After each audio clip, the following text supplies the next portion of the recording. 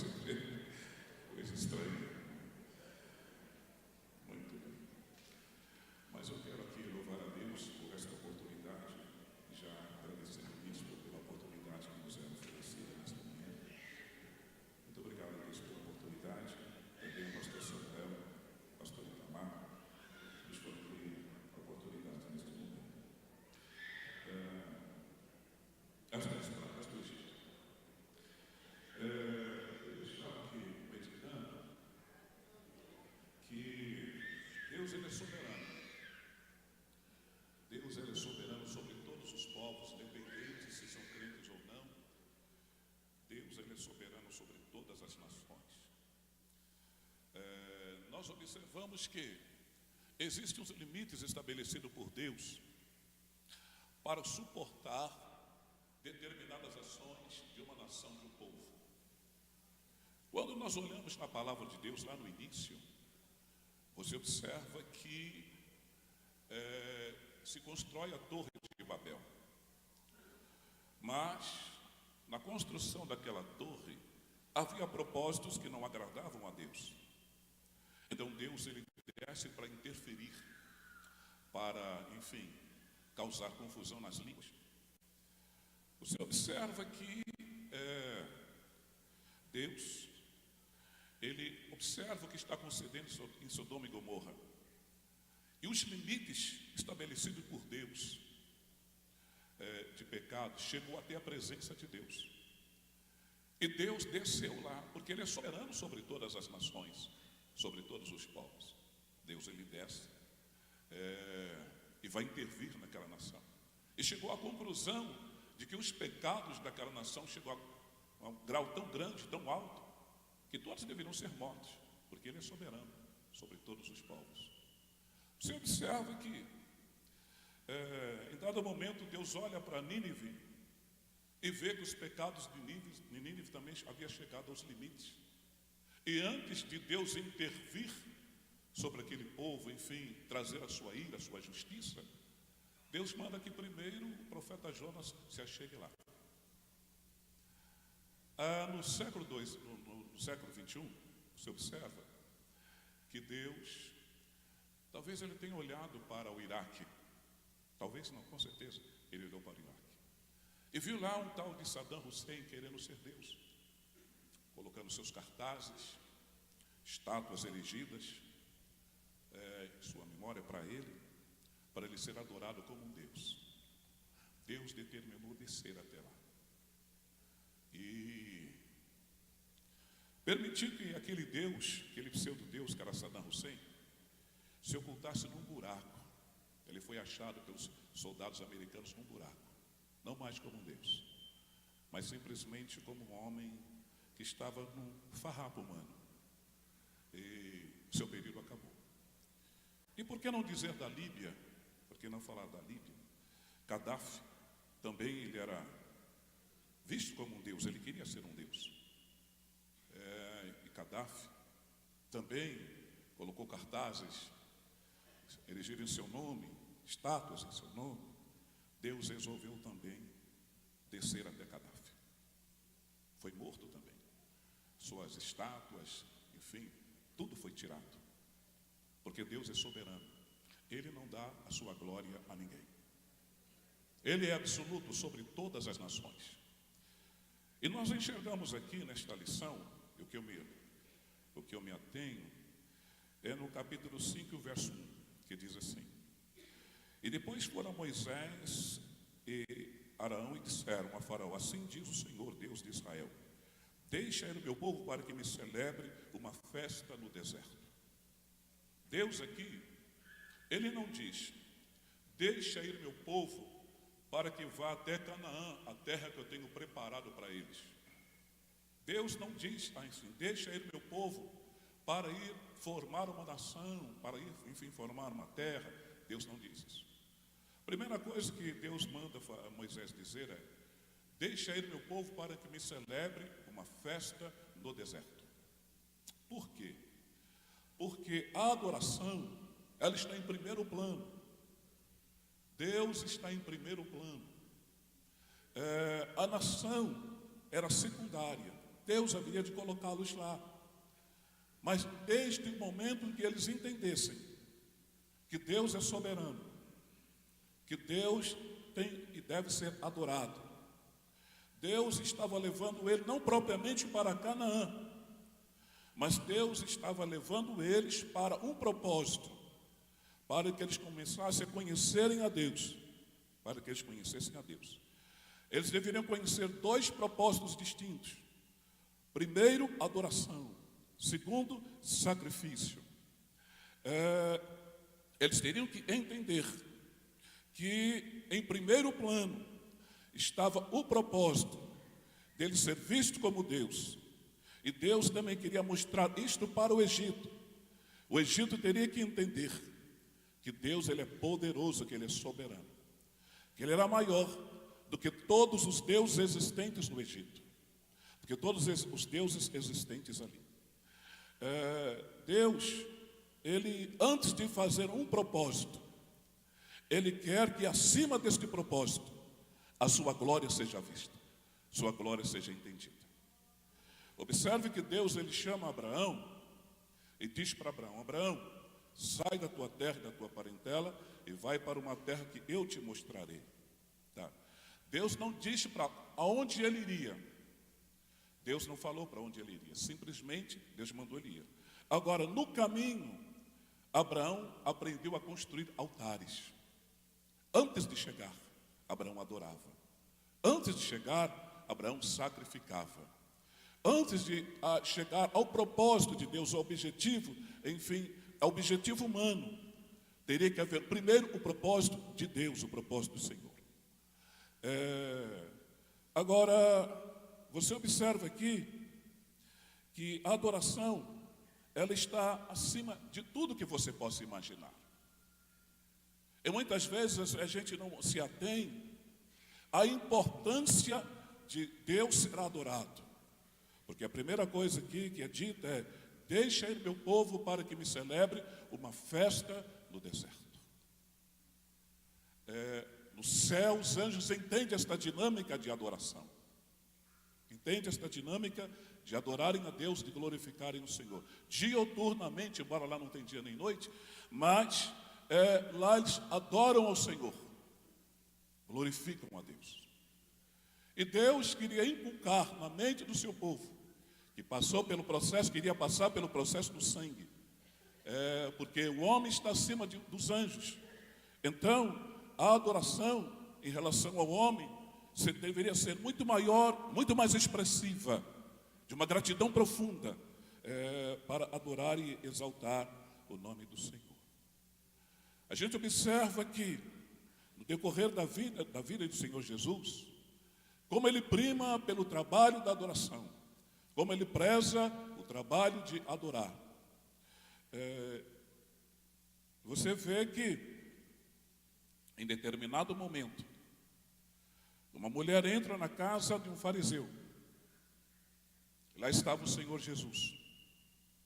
E esta mulher, ela começou a se curvar, ela se curva nos pés de Jesus e o adora.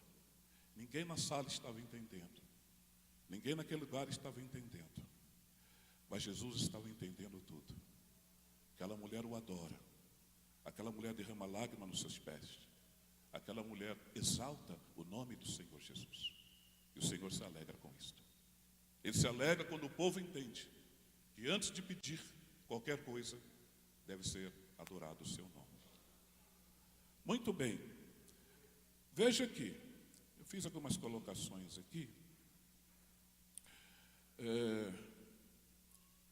Veja bem. A primeira coisa, aquele povo do deserto, ele aprendeu a pedir. Eles aprenderam a pedir. Mas tiveram dificuldade para adorar. Em tudo na vida, Jesus ensina: buscai primeiro o reino de Deus e a sua justiça, e as demais coisas vos serão acrescentadas. Busque primeiro a Deus. Busque primeiro a sua justiça. Depois, as demais coisas vos serão dadas com facilidade. Agora, Faraó, ele diz uma coisa, ele diz o seguinte: Quem é o Senhor para que eu o ouça? Quem é Ele? Quem é o Senhor? Aqui é um desafio, porque a memória de Deus, ela foi apagada no Egito. A memória do Senhor, ela foi apagada no Egito. O Egito foi profundamente abençoado pelas mãos poderosas de Deus. Deus abençoou o Egito, os celeiros do Egito, o povo egípcio, Deus abençoou. Mas agora, a sua memória estava apagada no Egito. Não havia lembranças de Deus no Egito. E Faraó pergunta: quem é Deus? Para que eu o ouça. Eu não o conheço. Aí vem o desafio. Desafiar a Deus é a pior coisa que possa existir.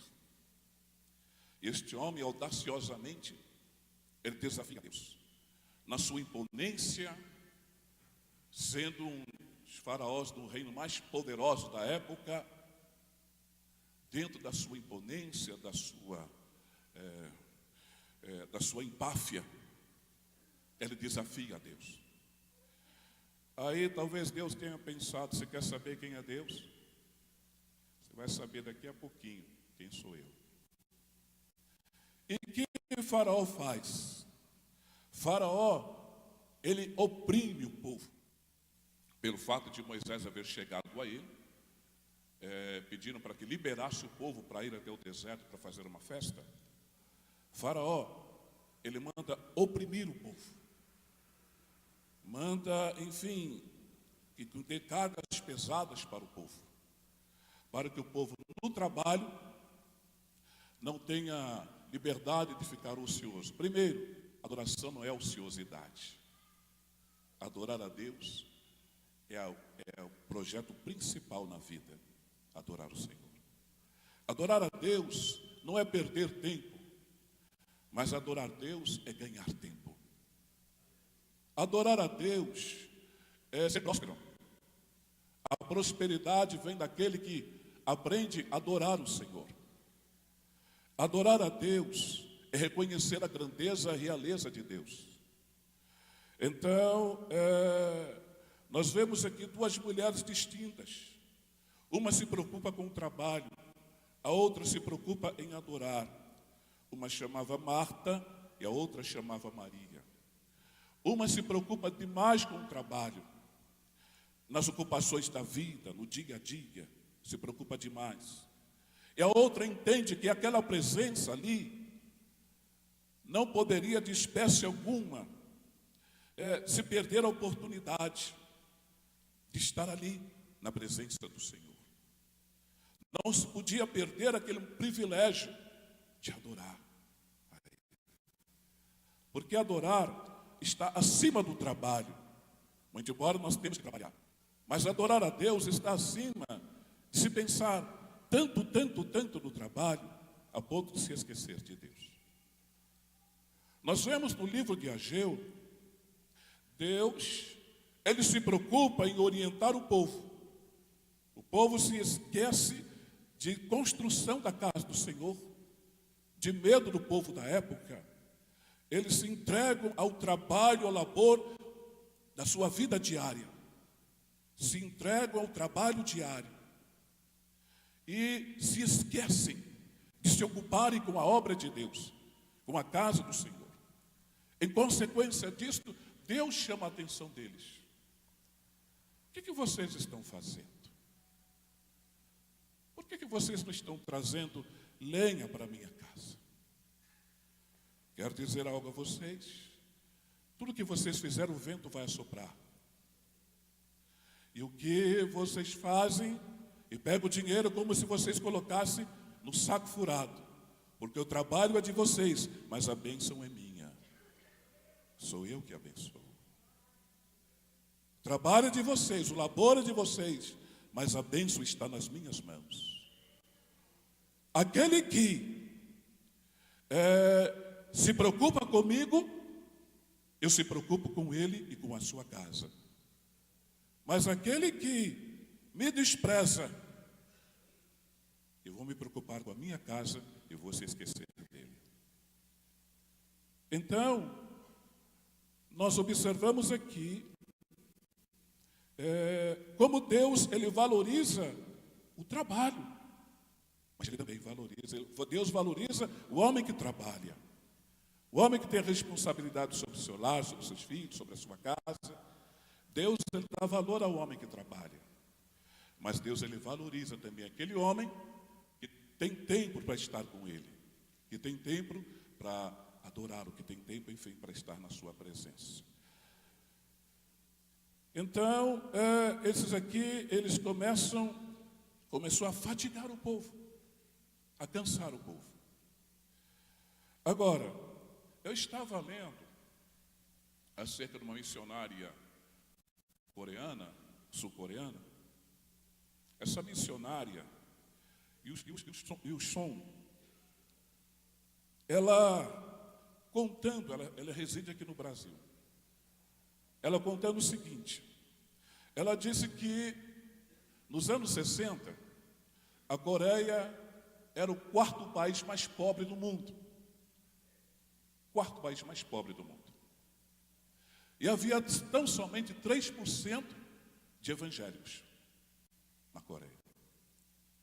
80% da população viviam em favelas, moravam em favelas. Havia roubos, saques, as pessoas eram roubadas, assaltadas na rua. Era uma situação polvorosa. Mas esses 3%, eles entenderam que o governo não ia solucionar o problema da Coreia do Sul. Somente Deus é que poderia fazer isso. Então esses 3%, eles começaram a orar, buscarem a Deus, começaram a clamar para que Deus tocasse nos governantes, para que Deus trabalhasse na mente dos governantes.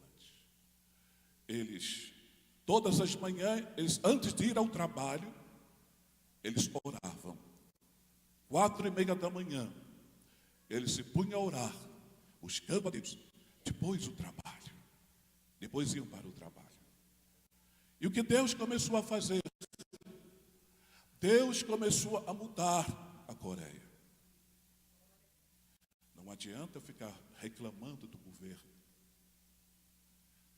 Não adianta ficar reclamando das autoridades. Não adianta.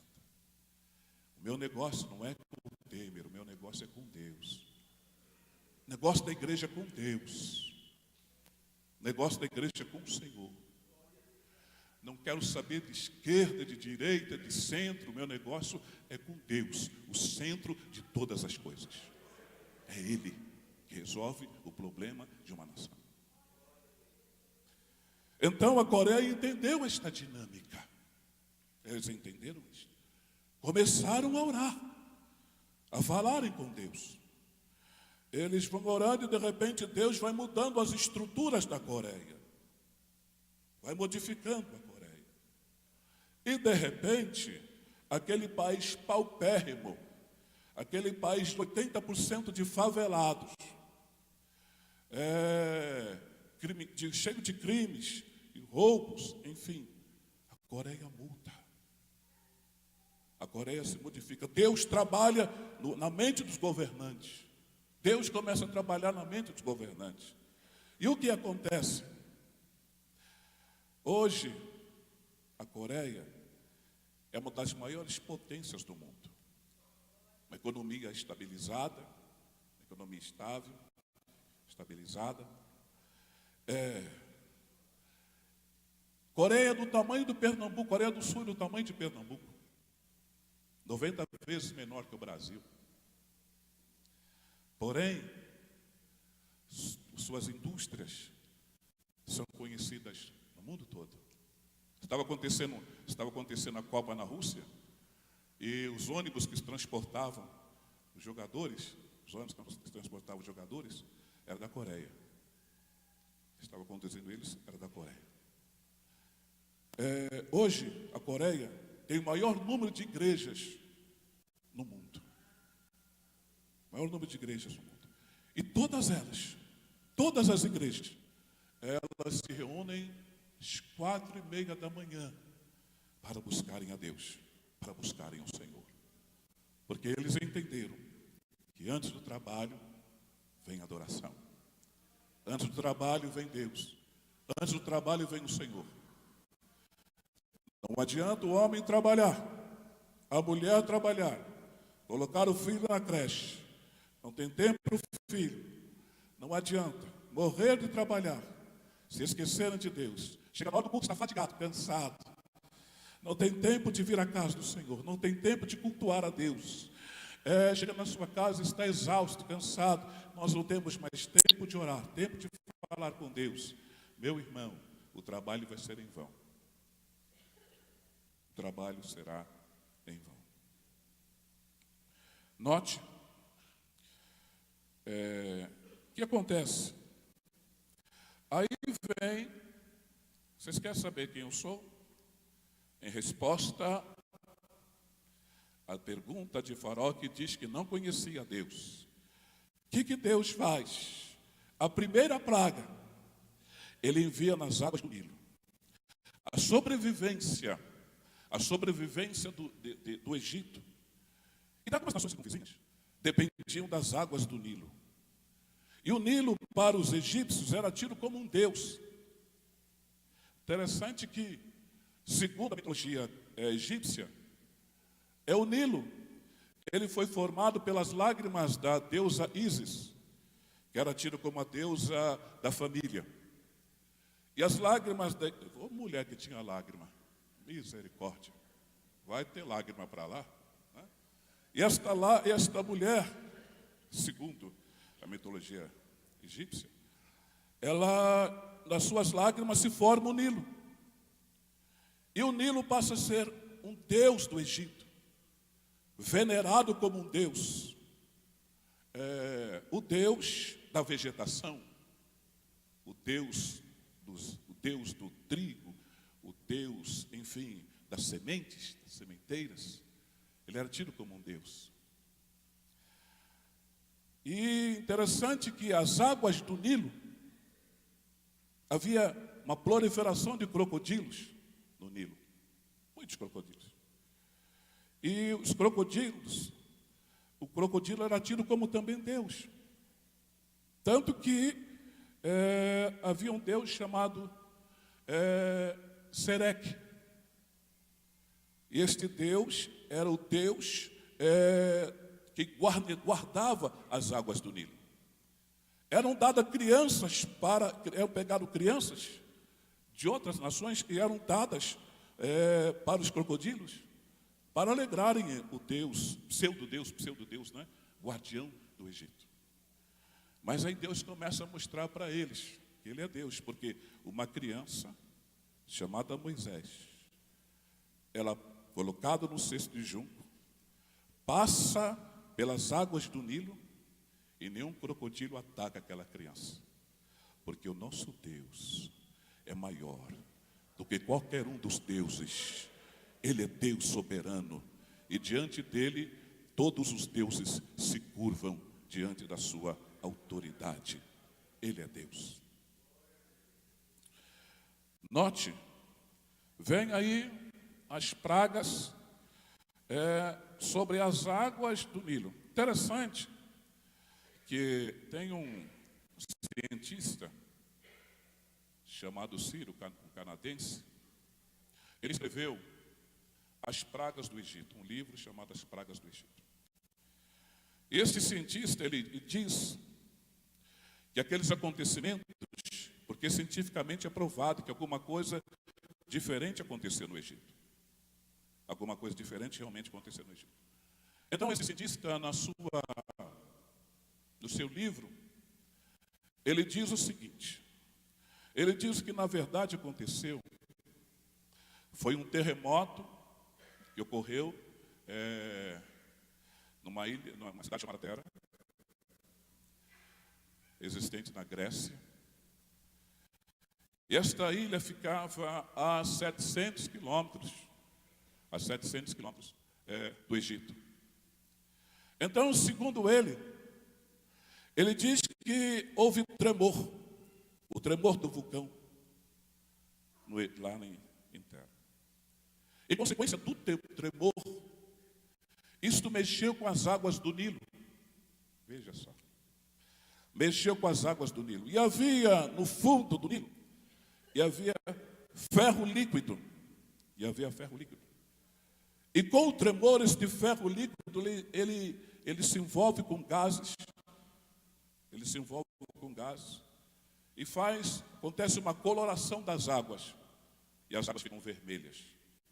Em consequência disto, esses gases afetam os peixes, matam os peixes e matam as... Estou falando isso só para você entender como é que procuram se explicar o inexplicável. E em consequência disto, os peixes morrem, mas as rãs saem. As rãs conseguem escapar. E elas enchem o Nilo, e elas enchem o Egito. Muito bem. Em consequência disto, segundo ele, secou-se, houve uma grande seca. E os piolhos, pelo fato de gostar do calor, os ovos começaram a aparecer. Em consequência disto, de repente, as moscas aparecem, devido à morte das rãs, as moscas aparecem. E aí começa a picar os animais morrem, começa a picar os homens, e começa a ter as erupções. E aí por aí vai. Mas Deus diz: como é que vocês me explicam que com o meu povo não aconteceu nada? Como é que em Gozem não acontecia nada? Lá havia água potável. Lá em Gozem. As rãs não entraram lá. Você está entendendo, meu querido? Se você é servo de Deus, a bênção de Deus te alcançará. A bênção de Deus vai alcançar você. Praga nenhuma chegará à tua tenda. Está escrito lá: 1000 cairão ao teu lado, 10.000 à tua direita. Mas praga nenhuma chegará à tua tenda. Mas para isso tem que haver fidelidade. Eu já contei isso aqui, volto a repetir. Acho que eu já contei isso e volto a repetir. Mas certa feita, o irmão Chiquese, um pastor que tinha em São Paulo, esse pastor, ele tinha 11 filhos. Um time de futebol. Tinha 11 filhos. E o pastor Chiquese era um homem de Deus. E uma certa feita, uma serpente picou o seu filho. Ele não estava em casa. Ele morava no interior de São Paulo. Ele estava na capital. E o que aconteceu? De repente, a serpente pica o seu filho. E as pessoas preocupadas foram falar para a esposa de Chiquese: temos que levar esse menino para o hospital. Temos que levar para o médico. Ele disse: não vou levar enquanto Chiquese não chegar. Que Chiquese o quê? Vamos levar? Não vou levar. Esperou até o Chiquese chegar. Nessas alturas do campeonato, o menino já estava assim, febril, sem forças, deitado. Quando Chiquese chega, sua esposa pergunta para ele: Chiquese, você tem alguma coisa contra mim? Ela disse: não. E você, minha mulher, tem alguma coisa contra mim? Não. Por que você está perguntando? Porque o nosso filho foi picado por uma serpente. Então nós vamos orar. Eles foram falar com Deus, oraram a Deus, pediram a Deus para que Deus repreendesse aquele veneno em nome do Senhor Jesus. De repente, após a oração, o menino começa a se movimentar, se levanta, vai brincar, e o veneno da serpente desapareceu, sumiu para a glória do Senhor. Você está entendendo? Em primeiro plano, o reino de Deus. Eu não quero dizer com isso que existem enfermidades que nos atacam. Nós somos vulneráveis também. Existem enfermidades que nos atacam, enfim. Mas, de muitas coisas, o Senhor nos livra. Muito bem.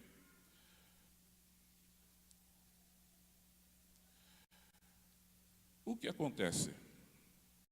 Deus vai mostrar a Faraó quem ele é. E acaba mostrando a Faraó realmente quem ele era. As 3 primeiras pragas, elas atingiram a terra e a água. Queridos, vamos tentar recapitular.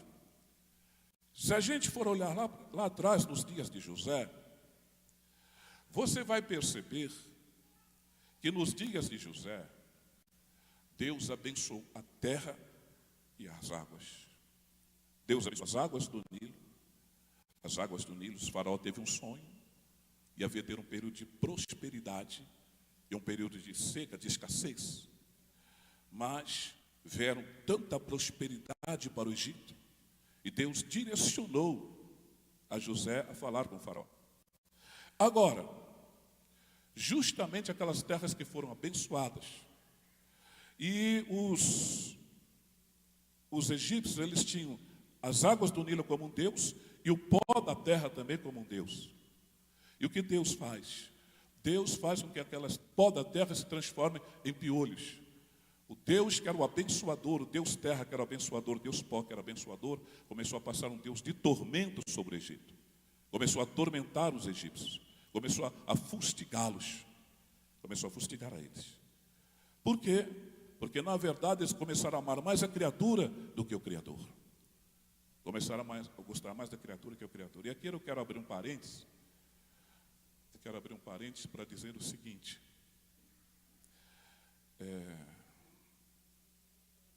Existem coisas que alguns evangélicos fazem, não digo na nossa denominação, mas que alguns evangélicos fazem, que é um tanto delicado, um tanto perigoso. Leva esta flor para a sua casa, que esta flor é abençoadora. Essa flor aqui, ela vai abençoar a sua casa. Leva este açúcar aqui, ele vai abençoar o seu lar. Leva este feijão, e quando você cozinhar este feijão, vai haver prosperidade na sua casa, vai haver prosperidade no seu lar. Pega esta água, leva esta água aqui, esta água vai fazer isso e aquilo. Meus amados, isso aí são coisas criadas. São coisas criadas. Mas o maior é aquele que as criou. Deus é muito maior. Deus é mais poderoso do que as águas. Jesus falou: quem tem sede, venha a mim, eu sou responsável sobre as águas. Jesus falou assim: eu sou o pão da vida. Ele é o responsável direto pelo alimento da sua casa. Ele é o abençoador da sua despensa. Ele é o abençoador do seu lar. Se você tiver qualquer problema, não busque esses pães. Busque o pão principal. Busque a Deus. Ele é soberano sobre todas as coisas. Muito bem. As pragas das moscas, elas dizimaram o gado. Elas acabaram com o gado. E é tão interessante que o gado era sumamente importante. Era tido como um Deus. Era tido como um Deus. Para nós termos uma ideia da importância de como o boi era importante, tido como um Deus para os egípcios, você observa que lá na frente, quando o povo hebreu ele sai do Egito, eles foram adorar quem? Quando Moisés estava lá em cima, eles foram adorar um boi, fizeram um bezerro de ouro lá, eles foram adorar esse bezerro de ouro. Eles aprenderam isto no Egito, porque o Egito tinha o boi como um Deus, tinha o boi como um pseudo-Deus. Mas Deus, ele faz questão de matar todo o gado, porque Deus é Ele. Como é que pode o homem que eu creio adorar boi e não me adorar? Ele mata tudo. Ele mata todos eles. Agora veja, este mesmo Deus, lá atrás, ele faz Faraó ter um sonho. Faraó sonha com gado. Faraó sonha com bois, vacas, enfim. Sonha em vacas gordas, sendo comida pelas vacas magras. Deus, ele faz isto. Agora, veja. Queridos, outra questão aqui.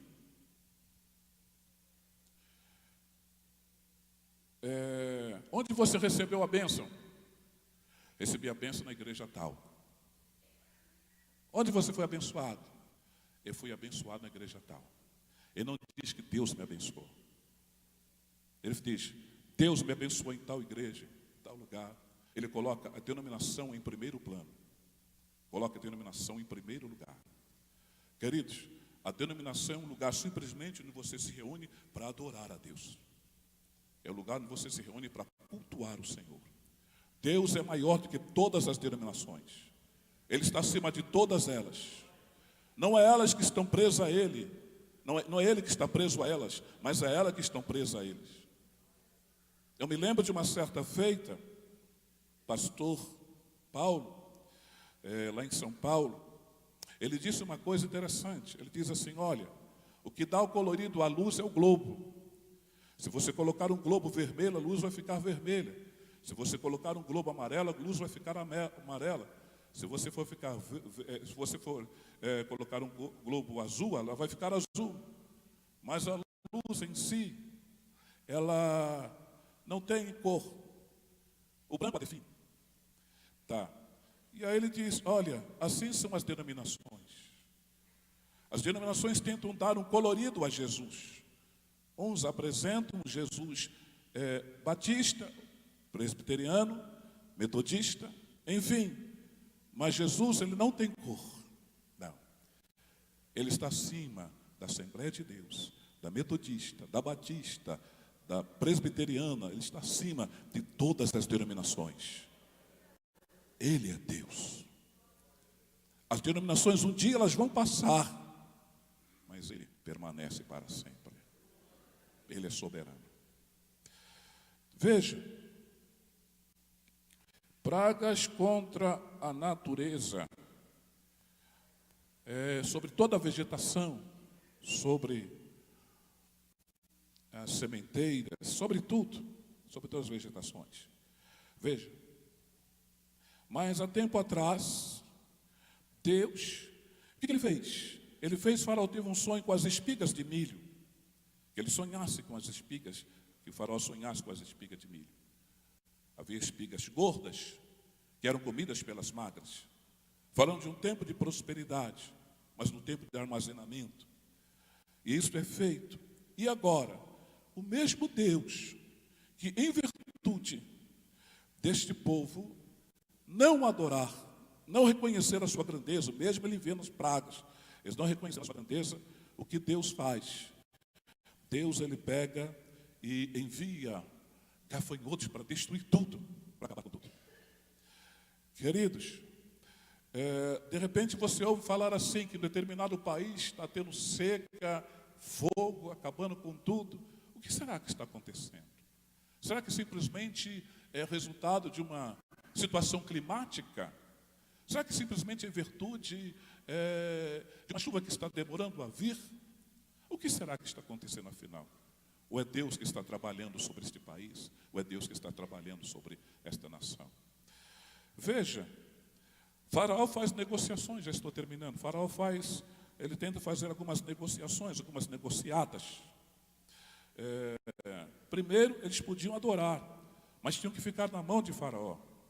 Queridos, houve um período, e alguns países ainda acontece isto. Alguns países comunistas acontecia o seguinte: tinha o culto, mas o sermão era censurado pelo Estado. O Estado teria que saber o que estava se pregando, o que estava se dizendo para o povo. Havia algumas partes que o Estado censurava. O Estado não permitia que aquilo fosse falado. Na China, algumas igrejas da China, soldados entram lá para ver o que está acontecendo, há um policiamento, para ver o que está acontecendo. O que eles estão pregando, o que eles estão falando. Meus amados, nós não vamos muito longe. Não vamos muito longe. Faraó hoje, ele quer cercear a nossa liberdade de pregar, a nossa liberdade de falar do Evangelho de Jesus Cristo, nos rebelarmos contra o pecado. Veja, está escrito lá na palavra de Deus, que Deus é contra, Ele abomina a homossexualidade, Ele abomina esse tipo de prática, Ele abomina esse tipo de atitude. É a única passagem bíblica no livro que está escrito no livro de Romanos, que diz a Bíblia que Deus os entregou às suas paixões infames. Deus não diz que entregou as prostitutas, Deus não diz que entregou os ladrões, mas Deus é a única passagem bíblica que diz que Deus os entregou às suas paixões infames. Mas, no entanto, hoje é meio delicado você falar sobre esse assunto. Meio delicado você, porque isso é homofobia. É você falar contra a homossexualidade. É você falar contra este tipo de prática. Amamos os homossexuais, porém, a prática é pecado. A prática é pecado. Mas, de repente, você lentamente vai sendo censurado. Lá está escrito na palavra de Deus que ficarão de fora os macumbeiros, os feiticeiros, os idólatras, ficarão de fora. Porém, você falar sobre macumbeiros hoje, você vai mexer com um grupo. Você vai mexer com um grupo. Você vai mexer com algumas entidades. Então você tem, como diz, pegar leve. Pegar leve. Né? Você tem que pegar leve. É claro que o nosso país, este país é um país laico, onde prolifera inúmeras religiões, onde há proliferação de inúmeras religiões. Mas acima de todas elas está Deus, o único e verdadeiro Deus. Deus acima de todas as coisas. Fiquemos de pé.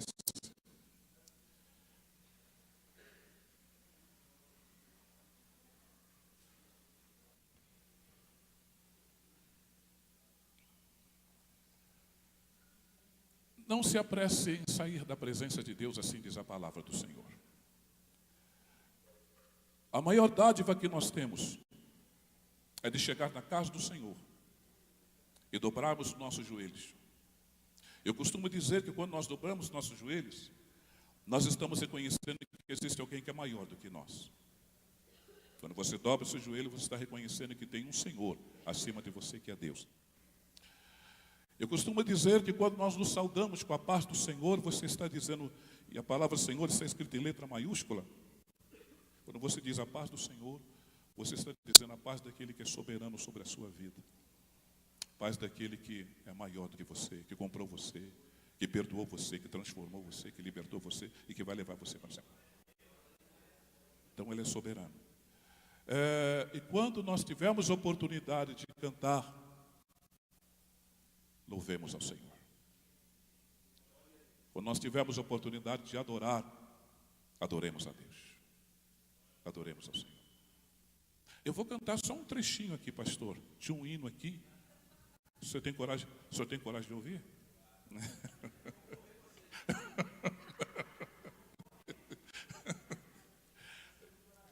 Pastora Elza, por favor.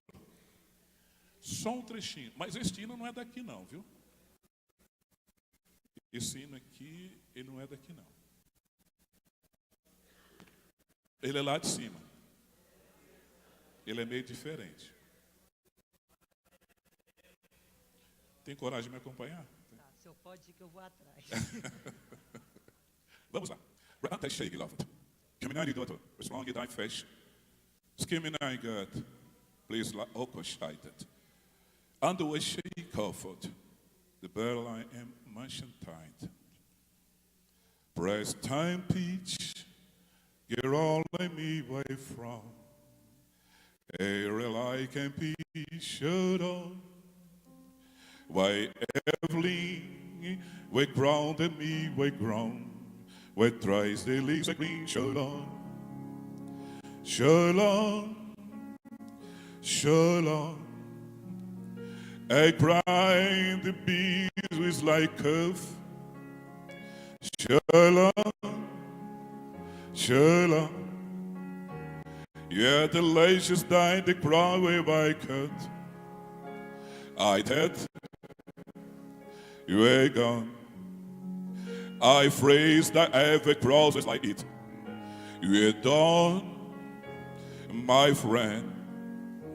You is glove across the patient I in. Shalom, shalom. The everybody want you, I crave. Shalom, shalom. With prophet can do want you, thy bless.